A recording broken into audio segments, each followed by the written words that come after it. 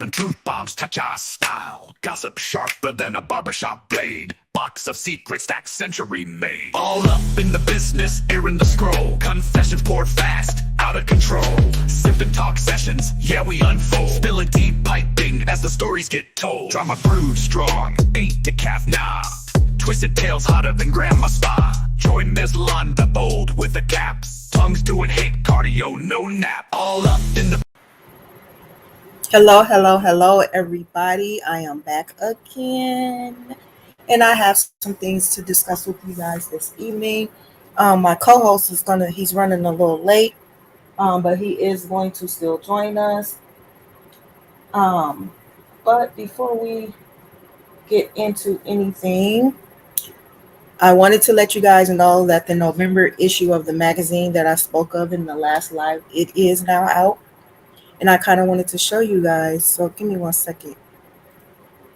I'm tired, y'all. I'm really tired. But I didn't want to reschedule this live because I know I keep doing that. So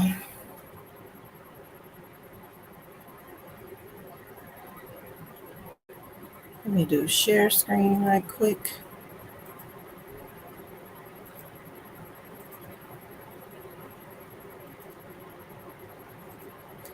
If you guys can hear me, let me know. If you can't, put a wine glass in there. All right, so this is the November issue, and I did my cover story on Krishan. And so here is the inside of it. You see the table of contents, what the magazine is about. The editor is me, of course. You guys can go on the website. I'll drop the link if you guys want to read through. I'm not going to read what everything is. I'm just kind of showing you, what the magazine looked like and what it was about this month. And so, like I said, she was the cover story. So she has more than one page.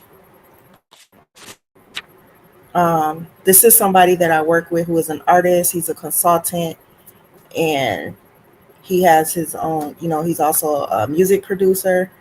And this is the other person is somebody that's from here, Minneapolis, who's a upcoming rapper. This is George Clinton's grandson, who is basically an artist as well, who also knows the other person, DBL. That's how I was connected with him. This is Tracy. She is a plus size model. She's also going to be on the season of Plus Size Baddies that will be filming this May, or this coming May in 2026. And I do a column on fashion.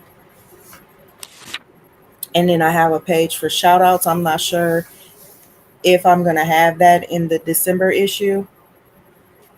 Um, and then there's an advice column. So, you guys, I would love for you guys to write into the advice column. Hey, Peanut, I would love for, please let me know if you can hear me. Put a wine glass in the chat if you can hear me. So yeah, you guys, the advice column, Ask the Queen.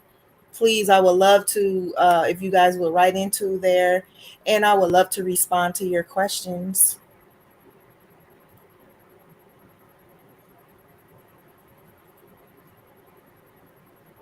Are you able to hear me?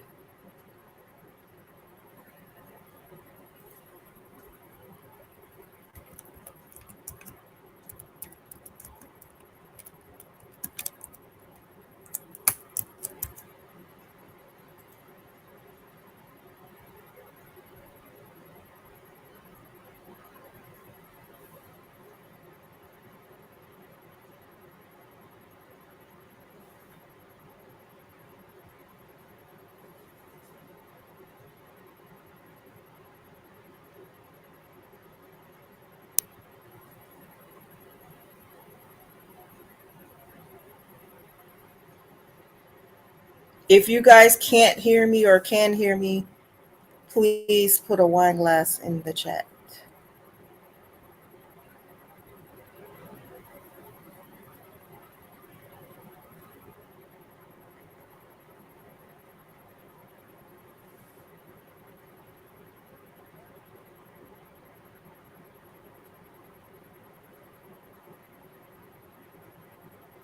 Okay, okay, I see. All right, so today's first topic is going to be about the incident here in Minnesota. A mom who was unalived due to her crazy stalker boyfriend. Hold on one second, I'm pulling it up.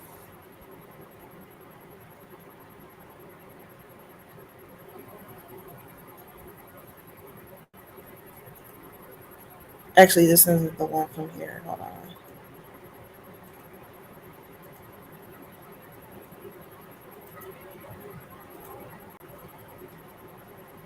Several months back. Well, today a new autopsy report. Makayla Johnson and her two children, you'll remember, were found dead in an apartment complex in Northeast Charlotte several months back. Well, today a new autopsy report revealed how the 22-year-old died. March 15th, 2024. Charlotte, North Carolina. Police officers force their way through the door of apartment 4B, and immediately something feels wrong.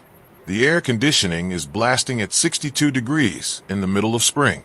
23 air fresheners are scattered throughout every room, their artificial scent mixing with something else entirely. Candles flicker on every surface, creating an almost ritualistic atmosphere. The officers move cautiously through the space, following their noses toward a hall closet. They open it, and what they find inside changes everything. A large plastic storage container sits in the darkness, and inside lies the decomposing body of 22-year-old Markayla Johnson. But that's not the worst discovery. The silver Chevy Camaro parked outside the building. They pop the trunk and find two gym bags sitting inside. What's in those bags will haunt them for the rest of their careers. 4-year-old Miracle Johnson and 7-month-old Mariah Johnson, stuffed inside like discarded luggage. Here's the part that will mess with your head. For 2 months, Markayla's family had been receiving text messages from her phone. Short responses, delayed replies, excuses about being too busy to talk. They thought she was just going through a rough patch with her new boyfriend. What they didn't know was that she was already dead. While they waited for phone calls that would never come, someone was living in that apartment, walking past her body every single day. Someone was sending those messages, pretending to be her, buying time while the evidence rotted just feet away. The person they trusted, the person she loved, had turned her life into a house of horrors. Before we go any further into this nightmare, I need to ask you something that's going to make you uncomfortable. Markayla's story has been viewed millions of times, shared thousands of times. But most people who watch true crime content never subscribe to the channels telling these stories. They consume the tragedy, feel the emotion, then scroll away without helping ensure these victims' stories reach the people who need to hear them. If you're someone who actually cares about justice and prevention, prove it. Hit subscribe right now. And if you're not going to subscribe, at least have the courage to tell me why in the comments. What's your excuse for consuming these stories without supporting the mission to prevent them? Because what you're about to hear isn't just entertainment. It's a warning that could save someone's life, and Markayla Johnson deserves better than to be forgotten the moment this video ends. Markayla Johnson wasn't supposed to be a victim.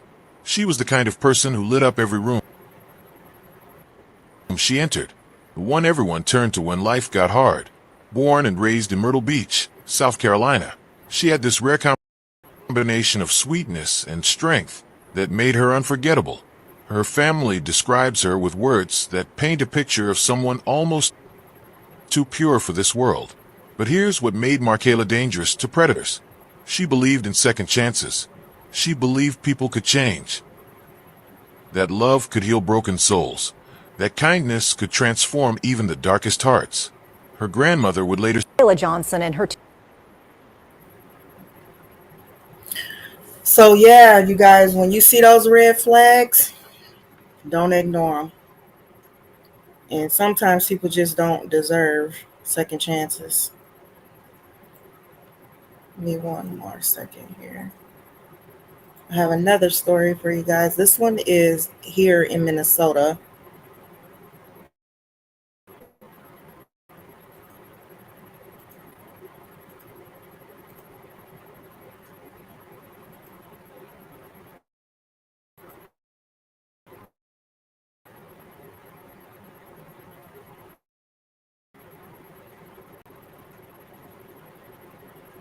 Okay.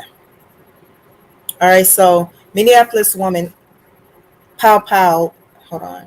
Minneapolis woman Powed unalive minutes after making Facebook post about violent ex-family says.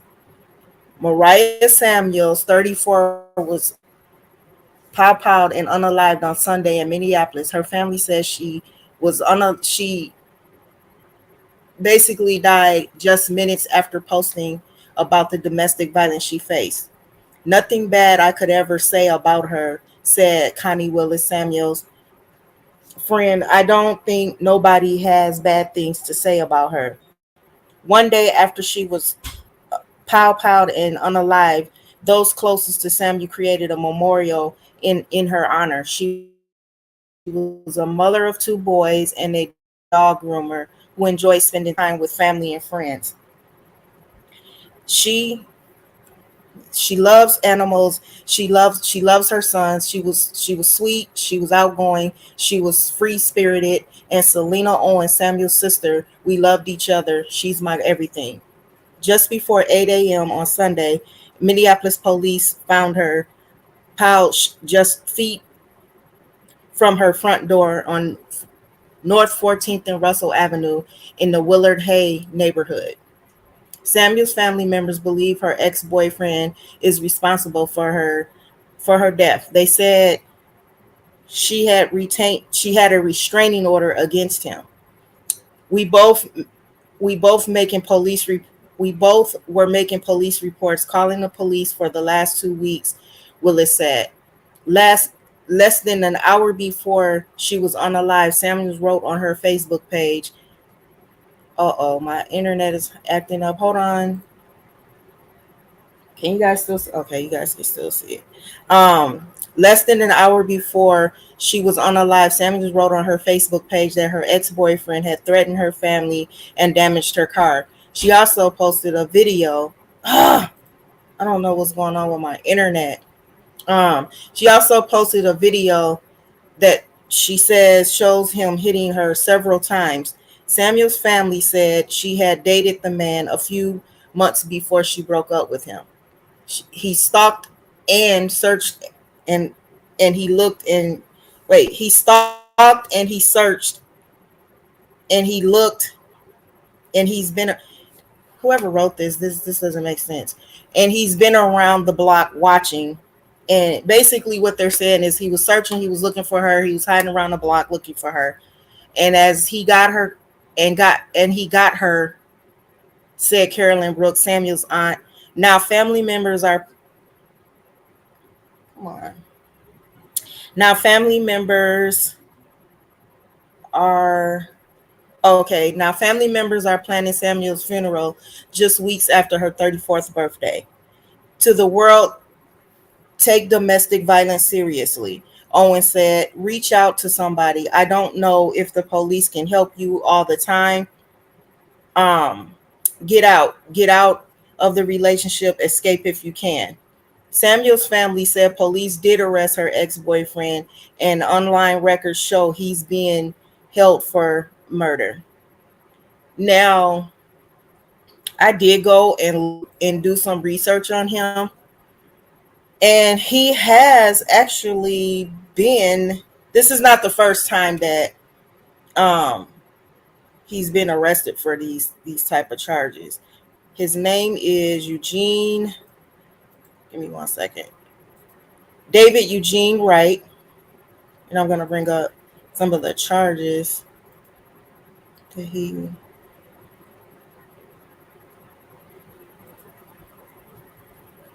Oh, it stopped sharing. I see. I don't know what's going on with my internet, but it's pissing me off. Um, so you guys can see that.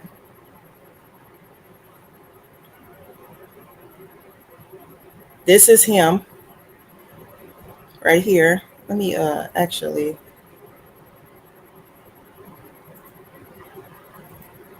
put his face on the screen here. This is him.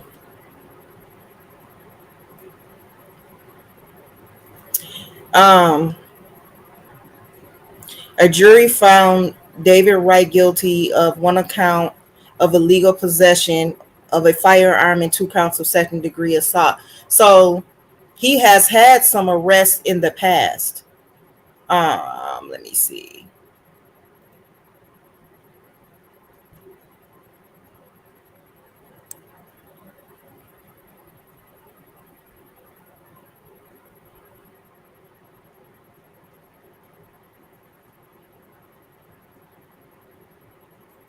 I'm trying to pull up his record.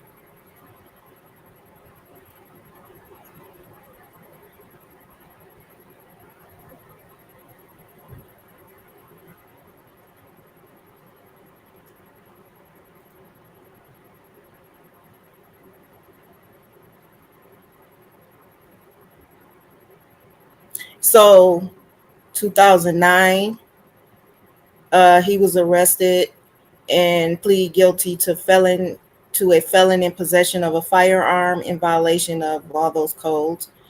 Wright had 3 prior felony convictions.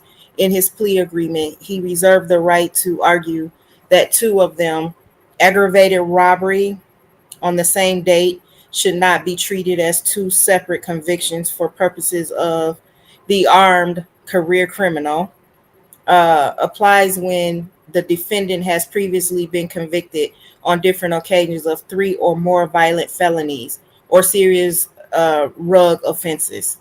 Wright argues that his 2 robbery convictions should be treated only 1 violent felony under whatever that code means, because they were a continuous course of conduct arising out of one incident committed 10 minutes apart in closely proximity. Let me see, what else was he convicted? Because I know that I saw that he had other charges where he had also assaulted another woman before. He has a history of domestic violence, and in fact, he had just recently gotten out of prison before he met Mariah. And she did everything that, she needed to do as far as getting the restraining order, leaving him alone, but he just wasn't letting go. And yeah, don't he look crazy? He look crazy. She did everything she needed to do as far as like trying to get away from him and putting a restraining order on him, calling the police. The fact that he was out on parole for a similar crime, I don't understand why he wasn't picked up before this went to the point where it went to. All right. I have one other thing that I wanted to talk about. I don't know how many of you in the comments were Dance Moms watchers, but I definitely was, faithfully. But one of the girls that was on the show, I'm going to bring up her picture too in a minute.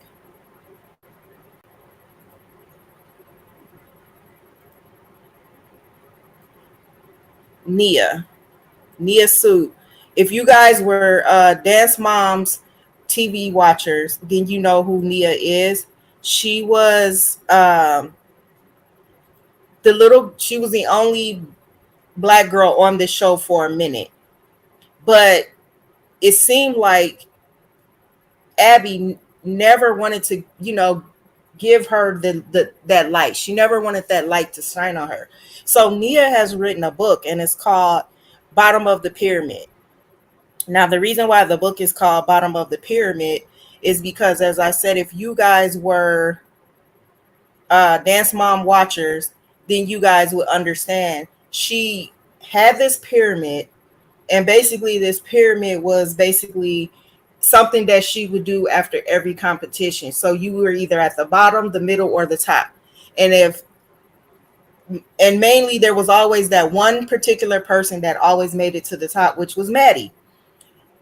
And Nia, for some reason, always was on the bottom of the pyramid. There was always a reason why Nia could never make it even to the middle of the pyramid. It was like she always complained about her feet. And she just, it was just like, I don't know if she had her there because maybe they felt like they needed to have, one black child there so they don't look like they were discriminating. I don't really know. But I just know that she didn't want to give her a lot of opportunity. So that's what her book is about. So two things were pretty much given on an episode of Dance Moms. One, that there would be a pyramid ranking the young dancers, and two, that Nia Sioux would be at the bottom of it. She was always at the bottom of it. Nia was 9 years old when her dance class in Pittsburgh became the Fences of new reality show alongside peers like Chloe Lukuziak and Maddie Ziegler. Nia ramped up her dance schedule and completed weekly. Cameras captured through Love coach Abby Lee Miller and her fan favorite saying, "Save your tears for the pillow." That was always a saying that Abby would use. Save your tears for the pillows, because she would be so mean and yelling at the kids that they would cry, they couldn't handle it. So, and she would always tell them, save their tears for the pillow. So where was I? Oh, as well as arguments between the girls' moms over 8 years. The show morphed into toxic catfights, backstabbing parents, and even bankruptcy fraud conviction for Abby Miller. So if you guys remember watching the show, you remember that Abby had to go do a year and a day for fraud, for I think it was tax fraud, or it was some kind of fraud. But also, yeah, the show was supposed to be centered around the girls dancing in competitions, but it kind of turned into a messy show where Abby would put the kids against each other, which would also lead into the parents, the mothers, basically bickering back and forth with one another. I mean, the way she did this show was just terrible. The way she would put the kid, she didn't have a dance team where she taught all of them to be in the light. She had a dance show where she only centered it around her focus on making two people stars, and that was Maddie Ziegler and her little sister Mackenzie Ziegler. She always had it out for Nia, and she always had it out also for Chloe. There were times where she would put Chloe and Maddie against each other, and sometimes Chloe would come out on the top, but she didn't like that. She always wanted Maddie to have the light, so she would go to the judges and have them to rescore. Like, she did a lot of things that was just uncalled for, and I don't understand how some of these parents kept their kids there, because for the money, it wasn't really worth it. So but it is also become a place where young dancers like JoJo Siwa got a career boost. Some of the cast reunited last year for a tape special to share memories, laughs, and tears. Sue was notably absent. Why? She wasn't ready to tell her story yet. Nia is speaking her truth in her memoir, Bottom of the Pyramid, which it came out November the 4th. Using it as the title of my book is reclaiming my narrative and turning it into a positive and showing people that even if you start at the bottom, you don't have to stay there. Nia tells USA Today. So this is Nia, you guys, holding her book. Finally able to give baby Nia her flowers. Nia's parents were hesitant to let her on the show. Both worked full-time and cared for her two brothers. Pittsburgh wasn't a place where things like this happened, Nia says. They're very normal, not really into drama. They like to stay out of things. They didn't think that Dance Moms would be something that really would amount to much, Nia says. Her mother, school principal Holly Frazier, became known as Dr. Holly to fans and gained a reputation as the most drama averse dance mom. She was she really didn't really get into the drama a lot. And yeah, she was kind of laid back, probably because of her job. I mean, she was a principal. She had to hold herself to a certain standard. She had people looking up to her, not just me, but students. This is a big deal. But but it didn't take long for Nia or her mother to realize she was being set up to fail. Nia says labeled by Miller, which is Abby, as a lazy or bad dancer. In her book, Nia writes about being given fewer solos and less advanced choreography. When she was given spotlight, she says it was often only for tokenized roles. The other girls got pretty lyrical solos, while Nia, the only black dancer for much of the series, played slave characters and wore mocking afro wigs for songs like They Call Me Laquifa. I remember that dance solo too. Yeah.